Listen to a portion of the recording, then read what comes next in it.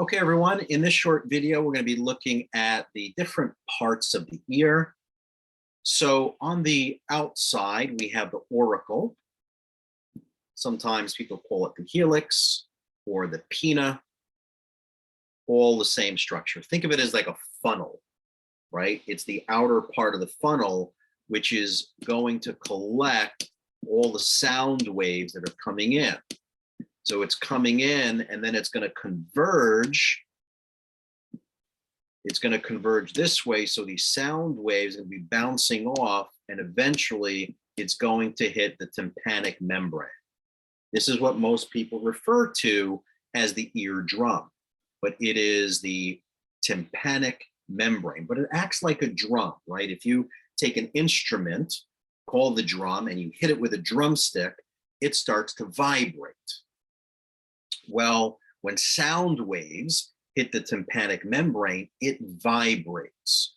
And what does it vibrate? It's going to send a vibration. It's going to send a vibration into these bones. No different than you walking.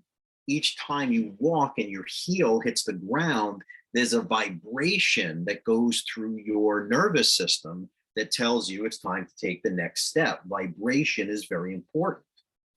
So the vibration vibrates through the three smallest bones in the body, the malleus, the incus, and the stapes.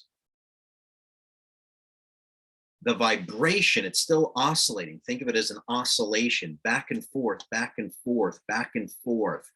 And that back and forth vibration is going to tug and send vibrational input into what we call the cochlea.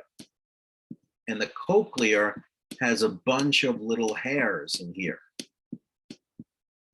There are sensors in here called the organ of Corti.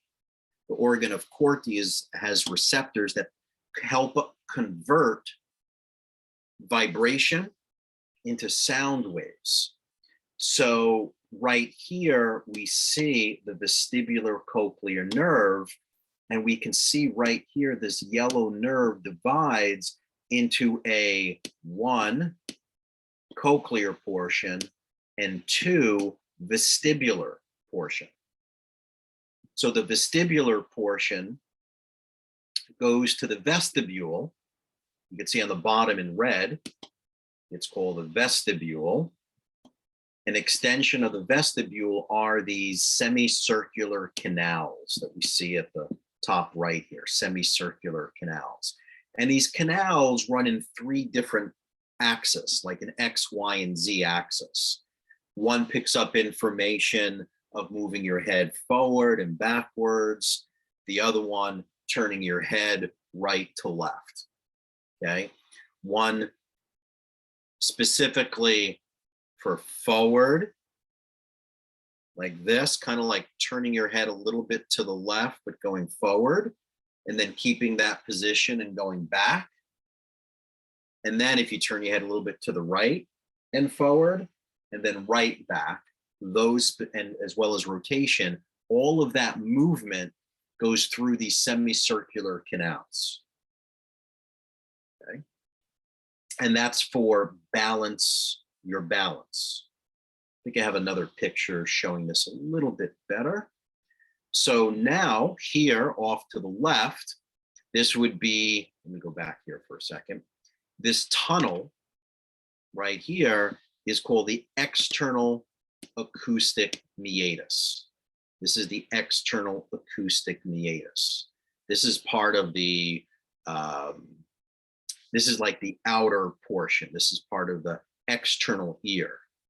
Once we're here where we have the tympanic membrane and the malleus and incus and stapes, that's part of the middle ear. You've heard of people say they have a middle ear infection or they have an inner ear infection, right? When it's an inner ear infection, that's when the kid's balance gets thrown off and the hearing starts to go.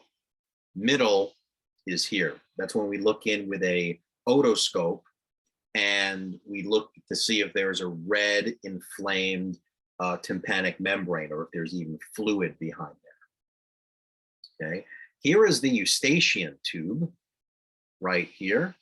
This is called the eustachian tube, also known as the auditory tube. This is when you fly in high altitudes and your ears get clogged. You hold your nose, you push, and you pop the eardrum. You try and invert or evert that a little bit, right? And it balances out the pressure, this eustachian tube or auditory tube that leads to the nasopharynx, which is why when you yawn, you can pop your ear. It equalizes the pressure inside and outside of the ear. It's basically what's happening. So now here's the tympanic membrane, the eardrum. Here's the malleus, incus, and stapes. And you can see the cochlear once again. This is the cochlear branch. Number one is the cochlear branch of the vestibulocochlear nerve. And number two, right here, this is the vestibular branch of the vestibulocochlear nerve, cranial nerve number 8. Now here are the 3 canals. We have an anterior canal, we have a posterior canal, and then we have a lateral canal, also known as a horizontal canal. And there's fluid in these canals. There's fluid. And these canals kind of act like a carpenter's tool, like if you want to see if a picture or the picture frame is even, or if the shelf that you're putting up is even, when you put that carpenter's tool on top, it has a little bubble in there, right? And the bubble moves when it's not level. Same thing happens in here. There's like a little bubble in each of these canals, and there's little hairs in here that get stimulated by the variety of movements that can be detected. So here again, here's a model of the ear. So this is the auricle, also known as the pinna. Here is the external auditory meatus. So the sound waves get collected, they come in, they hit the tympanic membrane. Then we have the malleus, 1, the incus, 2, and the stapes, 3. You can see the semicircular canals. We see the anterior canal, we see the posterior canal, and the horizontal is a little bit tougher to see in this picture. Back here is the cochlear, and here's the vestibule. Now there's bone that covers it, right? This is the petrous portion of the temporal bone. We did this in osteology. There was the petrous portion of the temporal bone that sits right above this. So when you're looking at the skull, you don't really see the inner workings, it's covered by bone. Okay, we can look again. Here is the external auditory meatus. Here is the tympanic membrane for the sound waves. We could see the malleus, the incus, and the stapes. The stapes kind of looks like a stirrup, like a horse stirrup. And it attaches to this oval window right here. And again, when all this vibrates and oscillates back and forth, it's going to send the vibrational waves into the cochlea. We have the sense organ known as the organ of Corti. This is the cochlear portion of the vestibulocochlear nerve. And then this would be the vestibular portion. Here is your anterior canal, your posterior canal, and your lateral canal, also known as your horizontal canal. So sometimes we get these crystals, they're called otoliths, that move out of position from this dilated part. These crystals should move into these canals, and you have these hairs in here that get stimulated. So if a crystal is here and you move your head forward and slightly to the right, that works my right anterior canal. Now, if I do that and you see the person's eyes start to go into a nystagmus and they vibrate back and forth, that's a nystagmus really quickly. They can't focus on any focal point. So they feel like they don't know where the body is in space and time. That causes what's called a vertigo. That causes a vertigo. Gives them this weird sense that the whole world is spinning or their body is spinning and they need to grab onto something.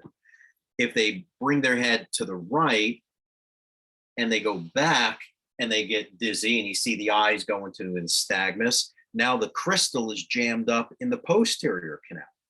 And we got to try and get the crystal back here into this dilated part of the vestibule. If the person turns their head to the right and everything spins and the eyes go left and right into a nystagmus, then they have a problem in the horizontal canal.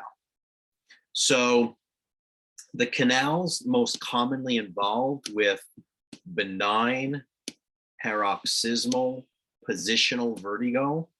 That's the key, positional, meaning it's predictable based on the position of the head. Most commonly, it's that posterior canal. It's really the most common canal involved. And again, as I said, those are fixable. I have seen several dentists in my career because their head is always forward. So those crystals are always moving back and forth in the canal when they need to go back and they need to go forward. Many times they have the helmet. A lot of welders, when they flip their head back, they jam an otolith that gets stuck in the semicircular canals. Many times people just bang their head. I've seen people at the beauty salon or barber with their head extended back for extended periods of time.